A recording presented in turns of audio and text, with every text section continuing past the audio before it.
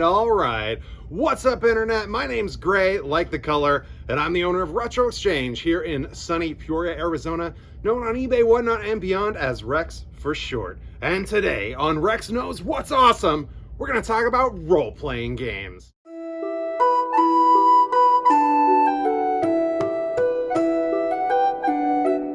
So, I don't know about kids today. My son is 12. He likes TikTok, video games, and playing sports outside, and that's about it. Always attached to that phone or tablet, right?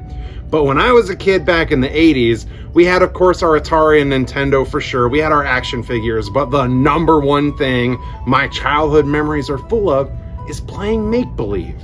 We would go watch Return of the Jedi, and then we would all gather in the parks and backyards of our houses and pretend to be those characters. We'd run around being Luke Skywalker versus Darth Vader, or Buck Rogers, or Ponch and John from Chips. We would pretend and emulate our favorite characters from TV, movie, and cartoons. And that's the number one thing I remember my playtime with my friends was basically like make-believe.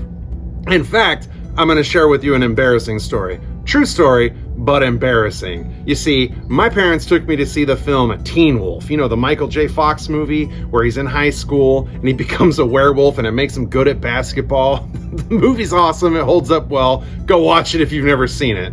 Anyway, I saw that and I was so jazzed. I wanted to be a basketball playing werewolf so bad I could taste it. So I went home and I cut strips of construction paper and I taped them to my face. Yes, I have clear memories of doing this, taping all these strips in the mirror with Scotch tape, got on my bike, rode around the trailer park howling at the moon and trying to shoot shots. I say trying because I was never very good at basketball despite my height, not my game, but man, I howled all up and down that trailer park. I was Teen Wolf in my imagination, and that's what playing make-believe is all about.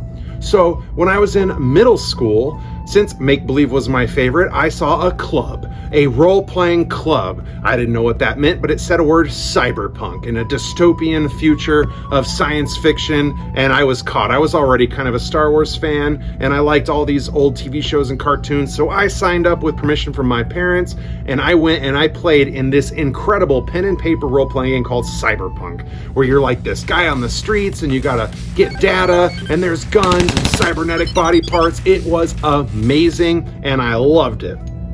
So I was telling everybody how much I loved it, and over time I started to realize that there was almost this secret world in the 80s of these role players, right? The idea of role-playing wasn't always so mainstream. In fact, a lot of like parents and church groups and teachers tried to ban games like Dungeons and Dragons.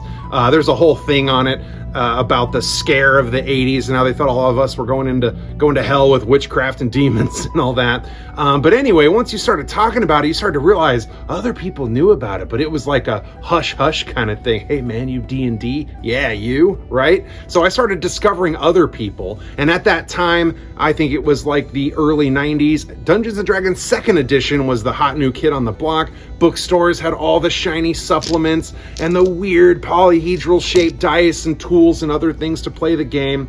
And so I cooled my money together and mowed some lawns and babysat some screaming toddlers and started buying Dungeons & Dragons and playing it with my friends, and my life's never been the same since. Role-playing games are awesome. Thanks, ladies and gentlemen, for watching us. Like, subscribe, and all that jazz for more content like this. We'll see you next time. Thank you, congratulations, and enjoy.